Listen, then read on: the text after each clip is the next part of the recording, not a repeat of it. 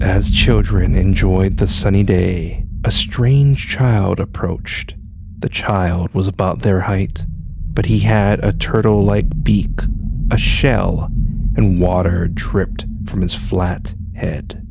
The children recognized the stranger was a creature and knew they might be in danger. The creature started mimicking the children. A child had an idea and shook his head.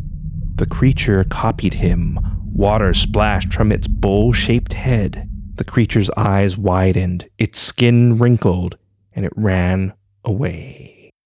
The stranger was Japan's water creature, the Kappa. And this is Legends from the Pacific.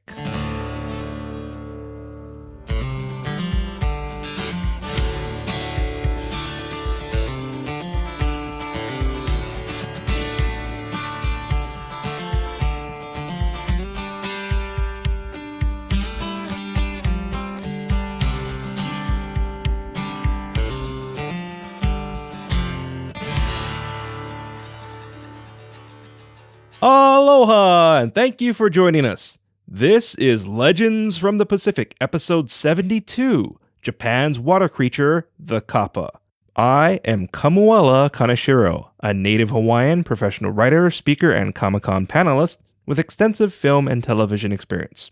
I study mythology, I've encountered unusual things, and I'm a geek.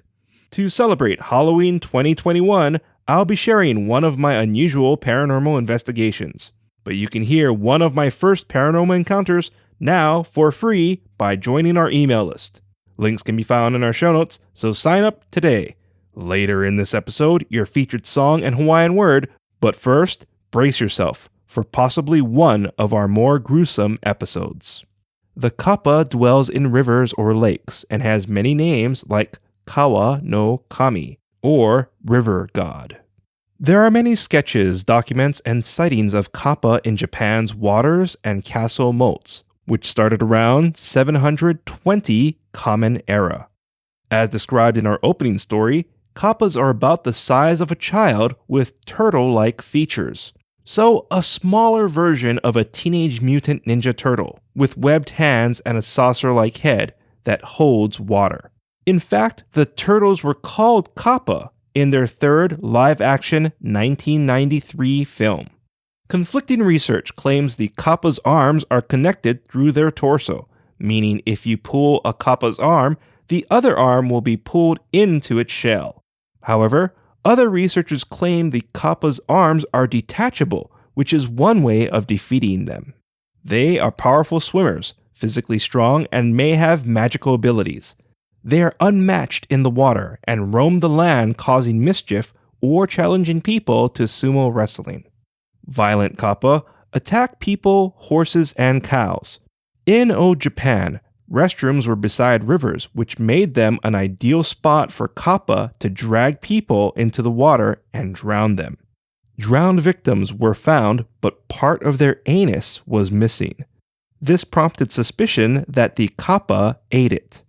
Kappa also forced themselves on women, who would birth a hideous Kappa baby, which were dismembered and buried in jars or discarded in the river. Kappa loved devouring children's organs and tasting their blood. However, it should be noted, while this might keep children safe from playing near water or encountering a Kappa, this also prevents them from seeing the babies discarded in the river. Yeah. Pretty gruesome stuff. A Kappa's favorite food is cucumbers, though conflicting information makes it uncertain if eating a cucumber while crossing a bridge or near water would ensure safe passage or guarantee a Kappa attack. Many believe offering a cucumber with the carved names of your family members keeps them safe from a Kappa. It's also implied the Kappa may be vulnerable to iron, sesame, and ginger. Kappa are weakest on land, and their power comes from the water held in their indented bowl-like head. Emptying the water will weaken the Kappa and it will die. A weakened Kappa will plead with you for water or to help them return to the water. If you do, they may grant a wish or be indebted to you. As we saw in our opening story, you can try tricking the Kappa to empty their water. But commonly, people bow to a Kappa as low as they can. The Kappa will return a lower bow out of respect and spill their water because politeness is another of the Kappa's weaknesses. But there are friendly Kappa who taught medicinal remedies and bone setting to Japan's older tribes.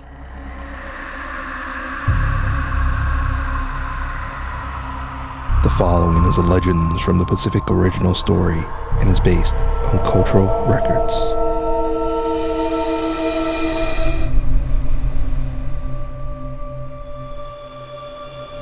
In old Japan, an area near Tokyo always flooded.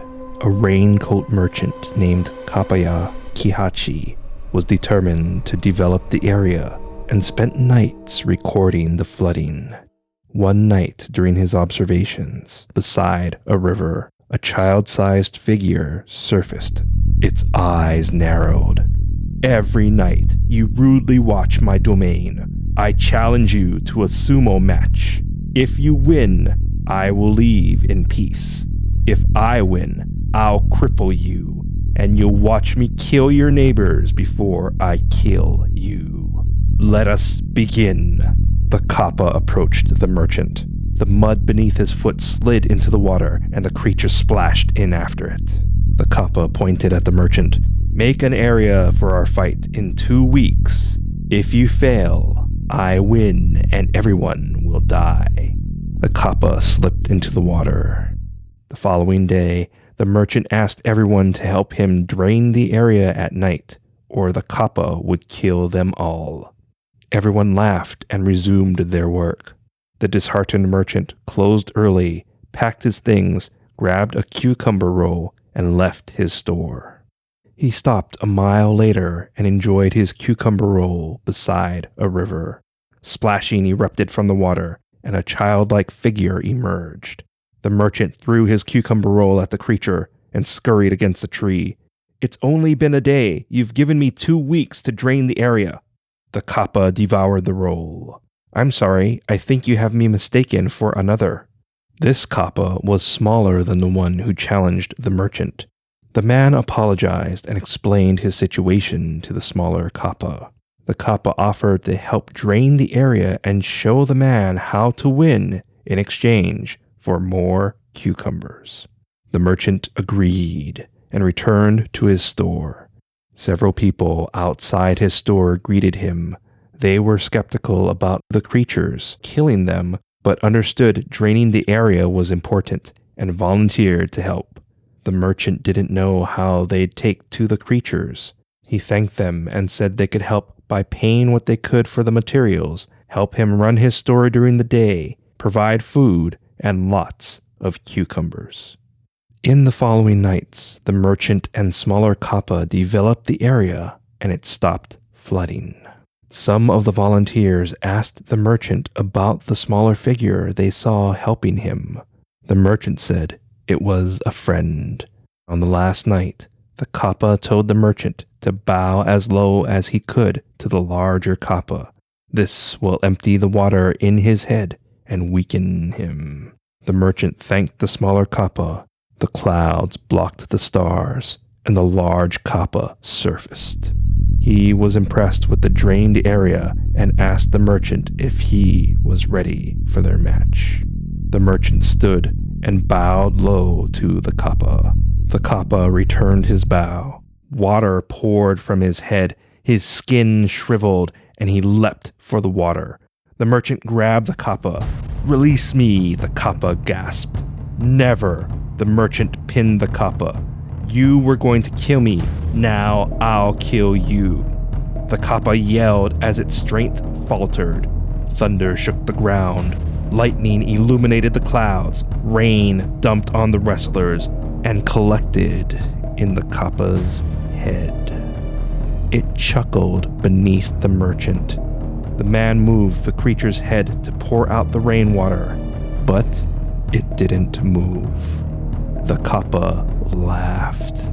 "I would have left in peace if you released me, but soon I'll be strong enough to kill you." The merchant swung his legs and stomped the Kappa's head to tilt it. He pulled against the creature's arm for leverage. A pop erupted between the wrestlers. Thunder dominated the creature's scream. Lightning struck the ground beside them as the merchant rolled in the mud with the Kappa's arm. The bewildered man looked between the Kappa's arm he held and the approaching creature. Water overflowed from the Kappa's indented head. "You bested me, mortal. Give me my arm, and I will go in peace." "No. How do I know you won't break your word or return after I die?" "I give you my word." "I accept your word that you will never disrupt this place again. But you are too cunning to be trusted. I will keep your arm as a sign of your promise. Leave now, monster, before I ask more of you." The Kappa growled and slipped into the water.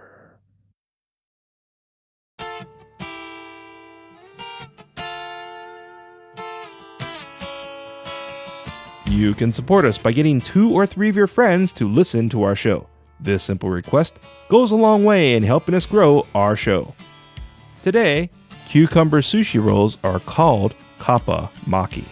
The Kappa is commonly seen as a cute cartoon mascot and can be seen in various anime, manga, and in video games like Animal Crossing.